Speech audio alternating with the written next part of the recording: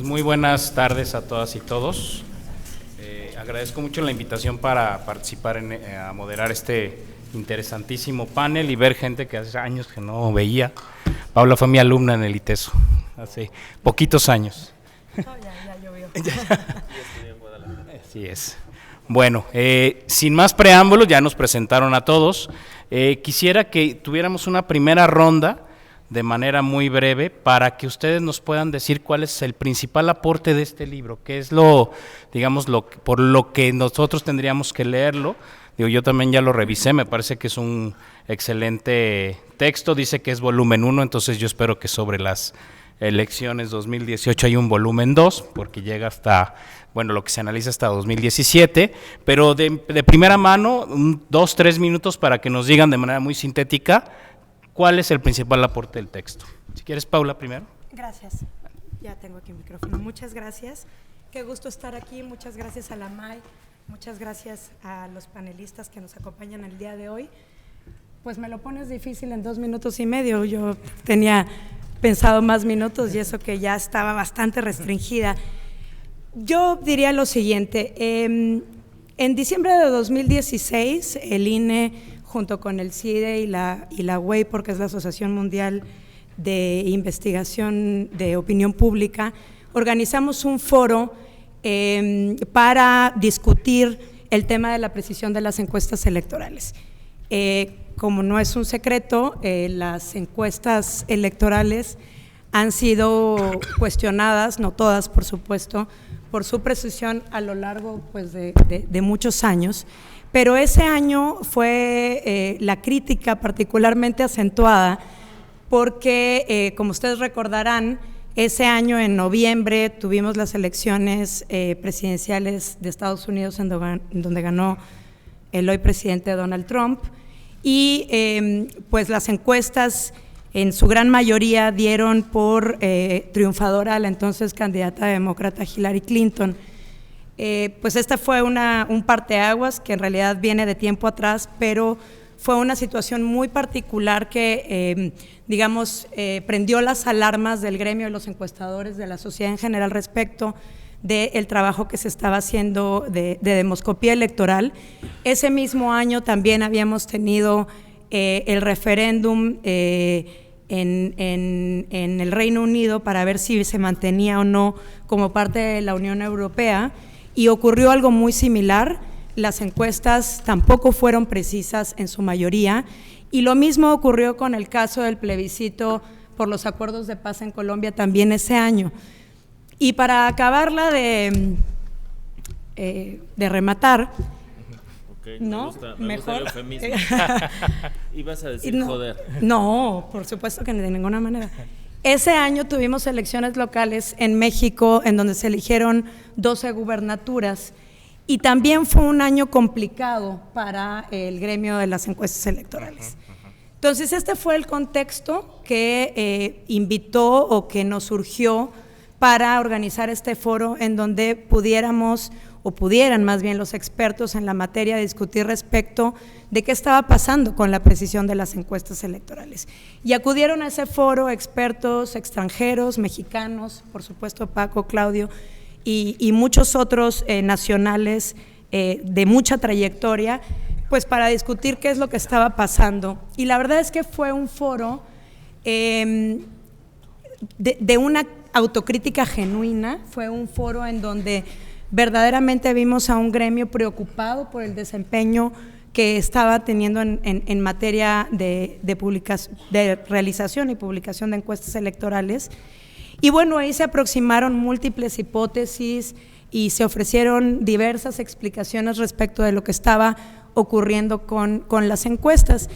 Y yo diría que ya para cumplir con los 3 minutos puestos, ya le sumé medio minuto, quizá la mayor aportación que tiene este libro, que creo que es inédito, es único en su tipo, al menos en México, es que desde sus distintas trincheras y desde sus distintos focos, los autores lo que nos dicen es que este es un fenómeno multidimensional, es decir, tiene factores, por supuesto, que tienen que ver con la metodología, de los ejercicios, pero también hay un montón de factores que son ajenos al gremio de la demoscopía, que tienen que ver en nuestro país, por ejemplo, con el tema de la inseguridad de algunas zonas del país en donde de plano pues no se puede entrar, no se puede ir a encuestar en esas regiones, y esto pues necesariamente sesga cualquier muestra representativa que uno tenga. Eso es algo con lo que tienen que lidiar los encuestadores. Las altísimas tasas de rechazo que también tienen que enfrentar, hasta temas como lo que Claudio Flores en el libro llama el informante empoderado, si mal no recuerdo, que supone que el ciudadano es consciente, es sabedor de que la información que va a proporcionar va a ser usada para un propósito, y por lo tanto pues la manipula o miente, en fin. Digamos que creo que la gran aportación del libro es que nos da todas estas explicaciones respecto de qué está pasando con la precisión de las encuestas, no solo en nuestro país, sino en el mundo. Este es un fenómeno que vemos pues, a lo largo y ancho del planeta, en todas las democracias prácticamente del mundo, y que nos invita a buscar nuevas formas de aproximarnos y de medir y de comprender la opinión pública. Y bueno, antes de ya dar la palabra, quisiera nada más comentar que efectivamente va a haber un volumen 2. Este volumen 2 surge de otro foro que organizamos en el INE este año, en mayo, en conjunto con la MAI, con el CEDE, que es el Colegio de Estudios de Especialistas en Demoscopía Electoral, en donde resultó evidente que esta discusión, este paradigma en movimiento que hemos llamado respecto de la precisión de las encuestas, está encontrando, digamos, un nuevo terreno de análisis y discusión, que es el tema o que tiene que ver con la aparición, la preponderancia de las redes sociales y las tecnologías de información pues en la discusión pública, en la formación de opinión pública. Entonces, sin más, Jorge, yo diría hasta ahí. Muchas gracias, Paula. Claudio, por favor. Sí, muchas gracias. Gracias, Jorge. Bueno, primero que nada, gracias a la invitación de la MAI, ¿no? El trabajo que se está haciendo extraordinario para organizar cada vez más eventos fuera de la Ciudad de México y romper cierta centralización que padecimos como país y como organización, ¿no? También agradecer al INE, porque finalmente este libro pues es fruto del trabajo editorial, que sé que ya Paula contó un poquito la historia de este evento, en donde pues fuimos a discutir qué había pasado en la elección de 2012, ¿no? Con muchas críticas, y aquí justo es donde me parece, Jorge, que está lo que aporta este libro y el segundo ejemplar que ya viene en camino, ¿no? Según entiendo, muy pronto. Me parece que lo que vemos es cómo cambian las narrativas de las cosas. La valoración de las encuestas es altamente dependiente de la coyuntura, ¿no? La coyuntura post-2012 hubo una gran crítica a las metodologías y se habló de muchos términos: encuestas cuchareadas, encuestadores a modo, encuestadoras patito, ¿no? Métodos que quizá no eran los mejores, muchas críticas respecto a las metodologías de investigación, y esto también venía de un momentum global donde pues acababan de pasar la elección de Trump, donde pues muchos encuestadores, y más que encuestadores, predictores, ¿no? O observadores de las tendencias como Nate Silver, pues no veían a Trump ganar, o no veían a Inglaterra, al Reino Unido, salirse de la Comunidad Económica Europea, y bueno, aquí tampoco nos fue bien en términos de las encuestas. Entonces, ¿cómo hoy la narrativa es completamente distinta después de la elección de 2018, una elección donde el margen de victoria que tuvo Andrés Manuel pues hizo prácticamente incuestionable cualquier ejercicio demoscópico serio? Lo vimos en las, digamos, encuestadoras serias, no las patito, porque sí las hubo.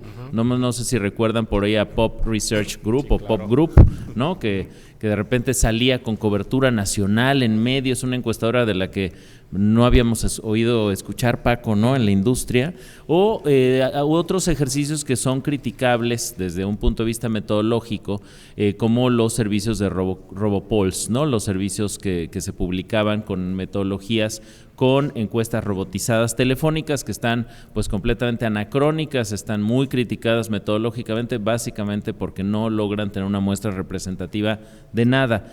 En esas dos narrativas, la post-2012 y la post-2018, hay que entender que este libro nace como una respuesta de un gremio que me parece que siempre está preocupado por elevar la calidad de los servicios de la investigación de mercados y de opinión pública en México. Yo no veo a nadie de nuestros colegas, Paco, pues cómodamente, ¿no? No enfrentar este tipo de retos, y justo lo que presenta el libro es un buen catálogo de diagnósticos y soluciones, un buen catálogo para entender qué pasó o cuáles son las formas de mejorar las encuestas político-electorales y qué soluciones podemos proponer ante elementos que, como ya decía Paula, pues son multifactoriales. Hay muchos elementos. Ahora en mi siguiente intervención espero poder compartir algunos con ustedes, pero básicamente no se explica una falla en una encuesta o una falla en con una predicción, porque es lo que se le exige a las encuestas, a pesar de que Roy Campos, por ejemplo, ha dicho mucho que las encuestas no son bolas de cristal. La verdad es que cada vez que leemos las intenciones de voto estamos buscando quién va a ganar la elección, y ese salto pues lo asumimos como una cuestión intrínseca de la herramienta de la encuesta. Entonces, para cerrar con esta primera, digamos, provocación, me parece que el libro, Jorge, lo que aporta es un conjunto, entonces, de diagnósticos, de cuáles son los problemas, cuáles son las problemáticas, pero también de soluciones y propuestas para hacer mejor nuestro trabajo por parte de un gremio comprometido con la precisión. Bien, muchas gracias, Claudio. Paco. Gracias. Creo que la aportación es un intento por intentar explicar lo que acabamos de ver aquí en las últimas 3 presentaciones. Ustedes vieron números, vieron estimados, vieron estadísticas. Bueno, los números no son iguales, no nacen iguales. Ejemplos muy claros. Lo que nos presentó André de Nielsen son datos fácticos, no son estimados.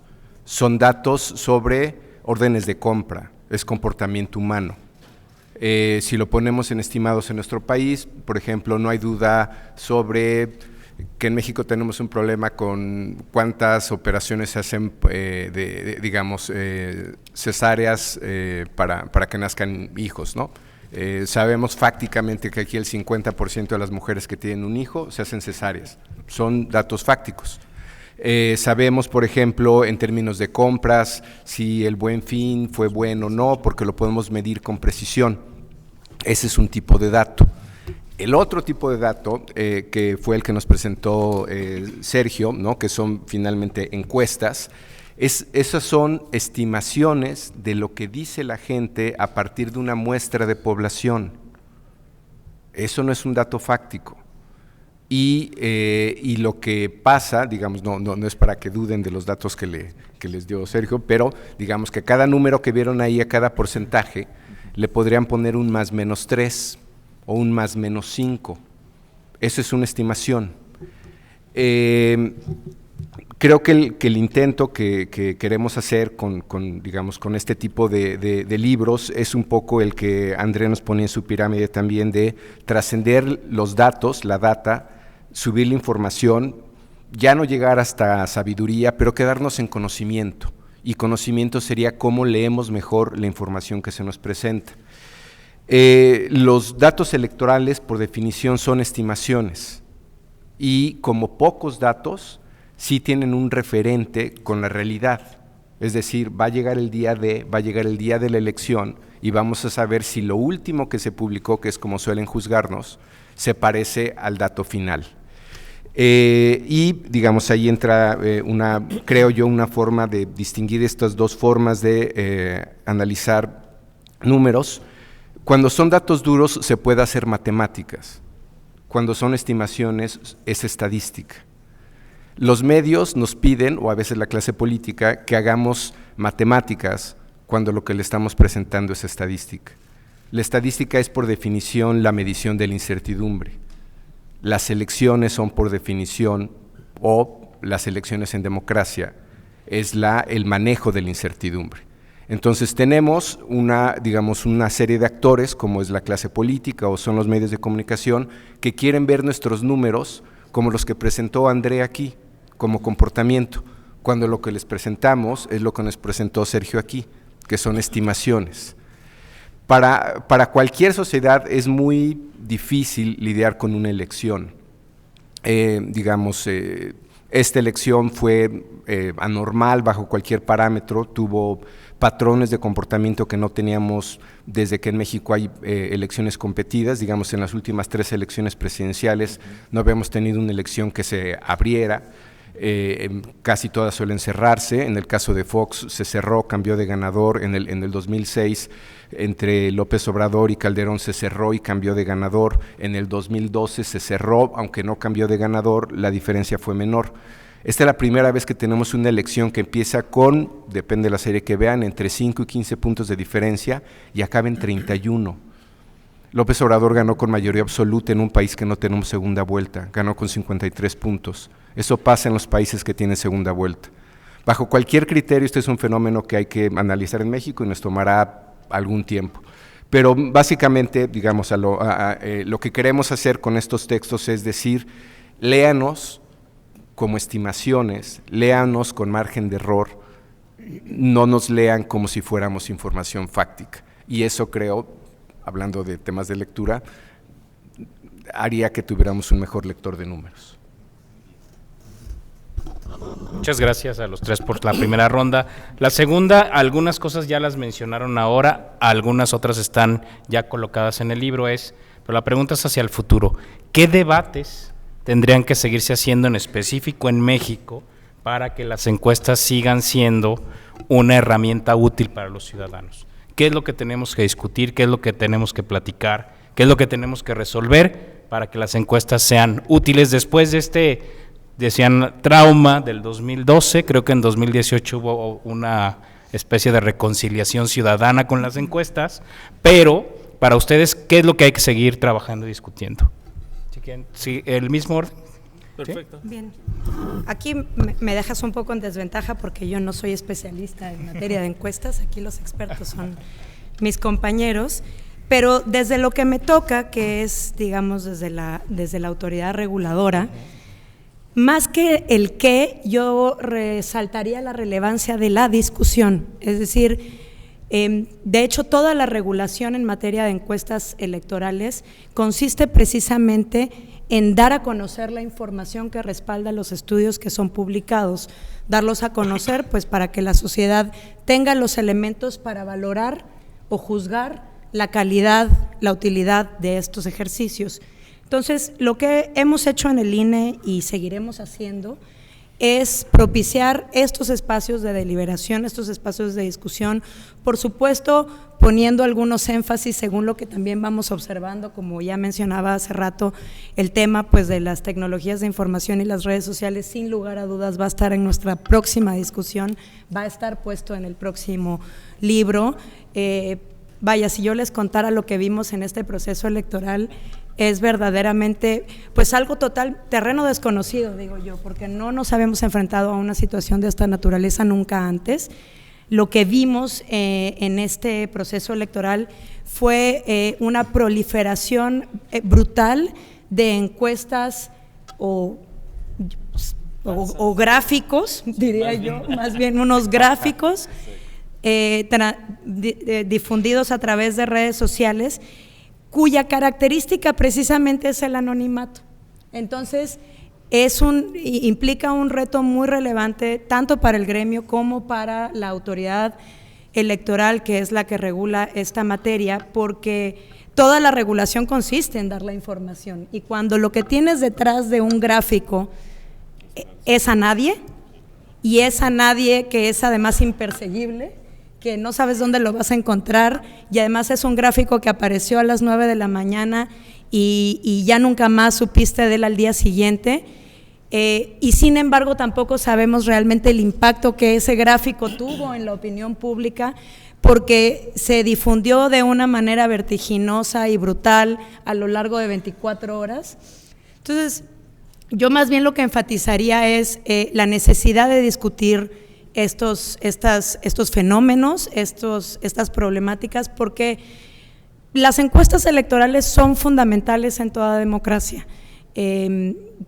Paco habla que es la medición de la incertidumbre por excelencia, y yo lo que suelo decir es al contrario, o bueno, más bien se complementa, y es que lo que nos ofrecen las encuestas es una enorme dosis de certidumbre a lo largo del proceso electoral. Y suelo poner el ejemplo justamente de la elección gringa, ¿no?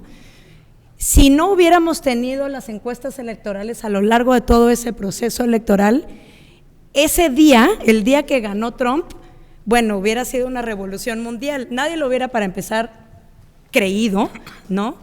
Pero además hubiera parecido un tremendo fraude o veto a saber qué.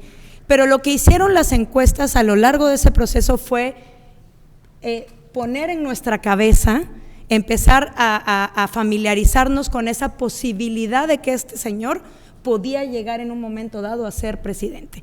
Y si bien no fueron precisas en el sentido en que dieron como posible ganadora o estimaron como posible ganadora a Hillary Clinton, lo cierto es que para el día anterior de la elección norteamericana todos sabíamos que ganara Trump era una probabilidad altísima. Si no hubieran existido, si no hubiéramos tenido las encuestas que nos dieran esa narrativa, hubiera sido pues otra historia que contar. Yo lo dejaría aquí.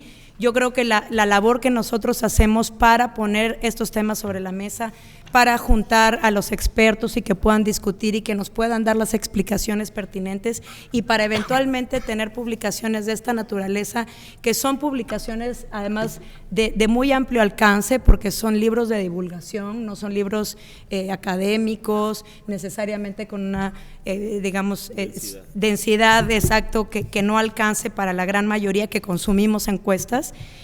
Pues este es el trabajo que nosotros hacemos y que seguiremos haciendo para promover esta discusión. Muy bien, gracias. Claudio. Perfecto, muchas gracias, Jorge. Pues me la pusiste fácil porque mi artículo cierra con 8 recomendaciones para hacer mejor las encuestas, entonces me voy a hacer una síntesis de las últimas 2 cuartillas. Son 8 recomendaciones. La primera, enfocarnos. Los cuestionarios de las encuestas a veces son de un largo de tipo crimen y castigo, ¿no? O digamos por ahí. Ahí yo siempre hago la referencia, Ricardo Barrueta, lo sabes, tu ponencia sobre los efectos de la longitud del cuestionario en la calidad de la información me pareció fundacional para entender cómo, y cito el caso, Ricardo Barrueta cuando estaba en Millward Brown hizo un estudio muy interesante sobre efectos de la longitud del cuestionario y te pusiste entre los candidatos, Ricardo, y a cierta longitud de cuestionario empezaban a decir, no, pues yo votaría por Ricardo Barrueta, ¿no? Es decir, ese es el Tin Marín que sucede en un cuestionario que dura más de una hora y media, con opción múltiple, 400 preguntas, créanme que es un reto para cualquier ser humano, ¿no? Entonces, primer asunto, enfocar los cuestionarios. Muchas veces los clientes, los políticos, nos dicen, oye, de una vez investiga a ver qué opinan de mi mujer, de mis hijos, de mis mascotas, ¿no? De mi estilo de vida, si soy guapo o no, etcétera. Entonces, ojo con el enfoque, la herramienta es muy delicada, la metodología, y un cuestionario eterno no le hace bien a la información que recopilamos. Segundo asunto,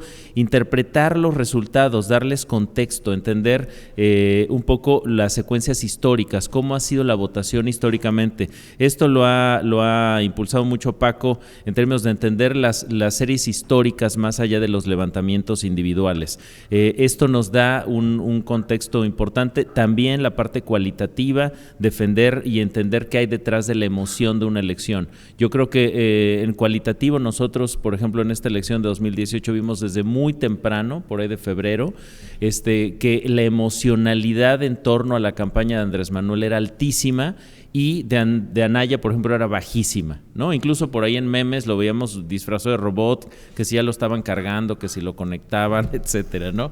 Eso te ilustra un poco como si no contemplas más que la data quanti, no lo integras en una serie histórica, no integras información cualitativa y entiendes las dimensiones emocionales de una elección, también te puedes quedar corto.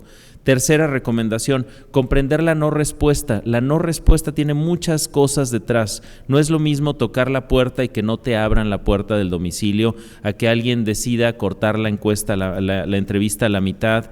Es decir, hay muchos elementos detrás de este asunto de la no respuesta. Y aquí, Paco, el dato que yo siempre cito, que presentaste en este evento que citaba Paula, mostraste cómo los 2 incrementos históricos de la no respuesta a nivel nacional, la no respuesta a nivel nacional estaba detonada por 2 eventos totalmente exógenos a las encuestas. La crisis de influenza en 2009, se nos subió la no respuesta nacional, y segundo, que me parece brutal, la desaparición forzada de los normalistas de Ayotzinapa en 2014. Parece que esos 2 datos ilustran durísimo cómo una encuesta es sensible a percepciones político-electorales o de justicia o de rumbo del país, por ejemplo, ¿no? ¿Por qué? Porque los encuestadores desafortunadamente estamos asumidos como parte del poder, y no le pongo la mafia del poder, pero pues prácticamente por ahí vamos, ¿no?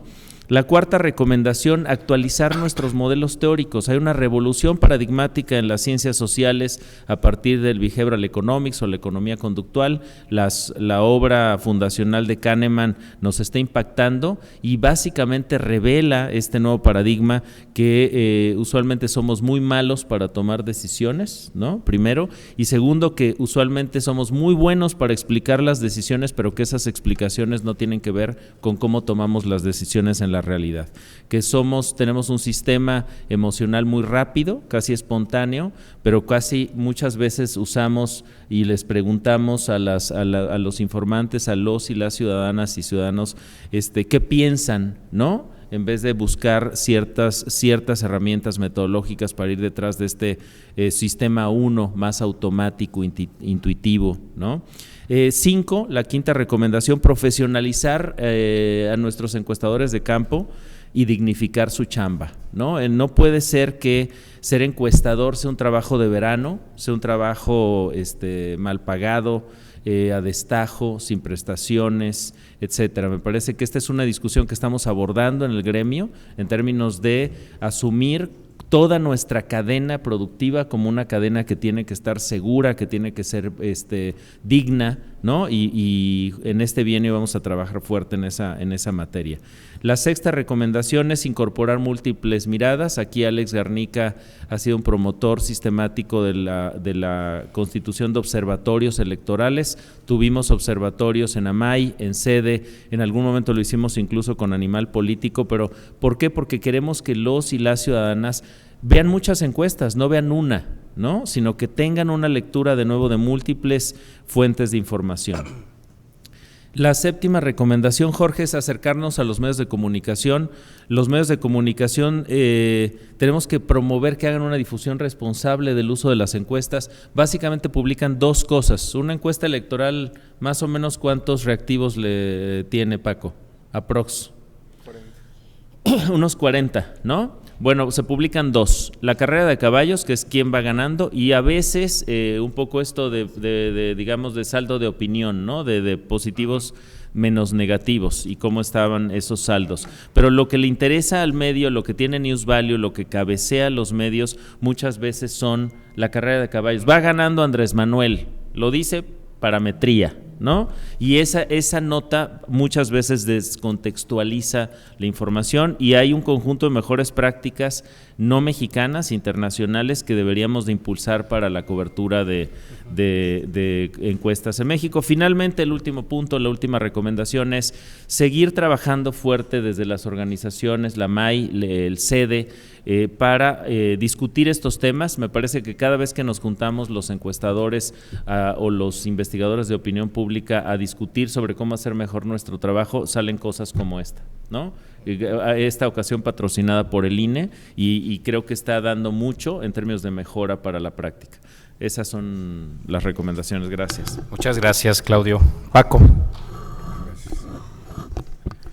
Creo que yo me centraría más que en las mejores prácticas, en los retos, y entender también, o intentar entender, qué es lo que está pasando en el país y por qué cada vez estos retos se hacen más complicados.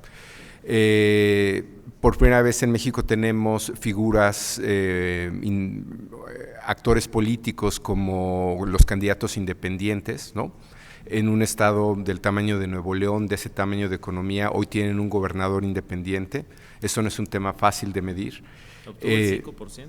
Y votó el 5% además por ese gobernador, no es un tema menor. La no respuesta a la que se refería Claudio, que en otros temas es algo relativamente normal, pero nosotros de pronto esto pues es un elemento nuevo. La no respuesta va asociada con otro elemento que es el ocultamiento de información, o digamos, como todo el recurso que tenemos es lo que nos dice la gente.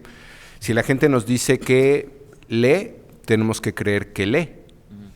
Si nos dice que acabó 2 libros o 3 al año, tenemos que creer eso. Si le preguntamos si tiene esos libros sobre el buró o en qué momento lee, todos esos son testimoniales. Algunas pueden ser preguntas de control, como podría ser, dame el nombre del título que estás leyendo ahora, ¿no? Y entonces ya salen ahí, digamos, para la anécdota, lo que pasó en esta feria, pues el libro de ese que escribió sobre el presidente, que tomó la silla, lo habrá leído, no lo habrá leído.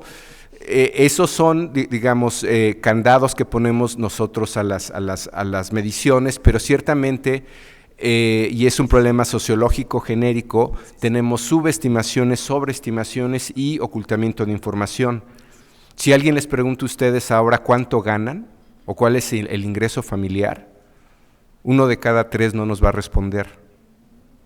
Y ahora falta que nos respondan con precisión. Si preguntamos por años de escolaridad, la gente sobreestima entre 2 y 3 años. Si llegó a segundo de secundaria, dice secundaria. Si hizo primero de prepa, dice prepa. Si no acabó la carrera, dice universitario, profesionista. Tenemos un problema de sobreestimación de la educación, por ejemplo.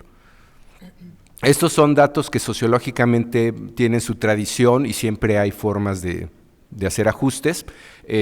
Para digamos, otros problemas más complejos puede ser medición de programas sociales. La gente que recibe programas sociales suele subestimar la cantidad de dinero y la cantidad de programas sobre los que tiene ingreso, porque siempre espera que aquel que le está preguntando a lo mejor y le da otro programa, o no saben qué censo va a entrar para obtener otra ayuda. Esos son problemas históricos, y ya no les hablo de hábitos sexuales, ¿no?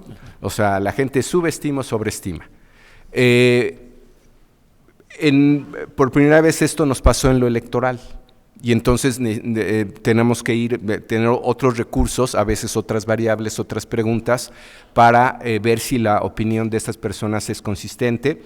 Les pongo antes de esta elección del 18, donde parece que nadie tenía ningún problema en revelar su información, pero por ejemplo en 2017, en el Estado de México, una elección complicada, otra en Coahuila, después de haber ido a votar la gente, hay un ejercicio que se llama encuesta de salida. Yo voy y les pregunto por quién votaron, por qué razón votaron y sus datos generales, ¿no? 1 de cada 3 electores en algún punto del día en el Estado de México no nos dijo qué había hecho. Y si ustedes veían los números, el candidato del PRI iba ganando por 10 puntos, pero 1 de cada 3 no nos respondía. Ocultamiento de información más que obvio. Entonces se cruzaba con otras variables y tenemos un mejor estimado. Si vamos ese tipo de reflexión y de retos, yo diría que a lo que nos invita este tipo de textos es, ¿por qué no evaluamos los números, la data, más a partir de la interpretación que de la predicción? Porque esta carrera de caballos a la que se refiere Claudio, pues es un dato, digamos, es el que intuitivamente debería de importar más, pero hoy más que nunca importa entender por qué salió a votar el 63% de la población. O sea, estamos enojados, estamos decepcionados, dicen cualquier dato que vean sobre democracia, que no creemos en la democracia, pero 2 de cada 3 mexicanos están transitando sus inconformidades por elección. Allí hay algo que entender, ¿no? Allí hay algo que deberíamos. ¿Cuál fue la motivación de los electores, digamos, por hablar nuevamente de este fenómeno de alguien que gana por 53%? Porque de hecho, por cierto, eso también implica parte de su mandato y parte de su gobierno y de cómo lo vamos a entender. Sabemos que los 3 grandes temas fueron inseguridad, corrupción y el tema obligado que es economía. Es el mandato de esta administración. ¿Qué va a hacer con esos temas? ¿Qué va a hacer con, digamos, esa base electoral que votó por él y que en principio tiene alguna expectativa de él? Hay distintas formas de resolver eso. Les pongo un ejemplo muy perverso. El presidente de Estados Unidos está haciendo lo que está haciendo porque está satisfaciendo a su base, porque no está gobernando, y nos cuesta trabajo a nosotros entender eso, pero hay que ver los números. ¿Saben que Trump hoy día está mejor, después de 500 días de gobierno, que Obama, que Ronald Reagan, que Carter, que Ford? Hay 8 presidentes anteriores que fueron perdiendo su aprobación, y hoy día Trump, simplemente por no caer o subir un poquito, está mejor que esos presidentes a 500 días de haber ganado la elección. Nos cuesta trabajo digerirlo, pero más vale que lo vayamos entendiendo, para ver cuál va a ser su lógica, su toma de decisiones. Lo mismo pasa con esta elección. Entonces, un lector educado de números los interpreta, los intenta leer a través de ellos y no se queda simplemente con quién va arriba, quién va abajo. Es importante la precisión o la estimación, pero yo creo que lo más importante de los datos, que fue un poco lo que vimos aquí, es cómo los leemos, cómo los interpretamos. Gracias. Pues el tiempo se nos fue demasiado, me pareció extremadamente breve, pero bueno, ya no teníamos tiempo. Muchas gracias a los 3 por compartirnos su experiencia. Lean el libro, la verdad es que es muy recomendable y esperamos el volumen 2. Tenemos ejemplares en el stand del INE también, gratuitos, por si quieren ir por uno, ahí los pueden conseguir. Perfecto. Pues muchas gracias. Gracias. Aquí también tenemos libros de ejemplares de los vamos a dar al final. Igual también tenemos unos cuantos del libro de la X, porque a quien los quiera, ¿no? Gracias. Bueno, vamos entonces vamos cerrando. No.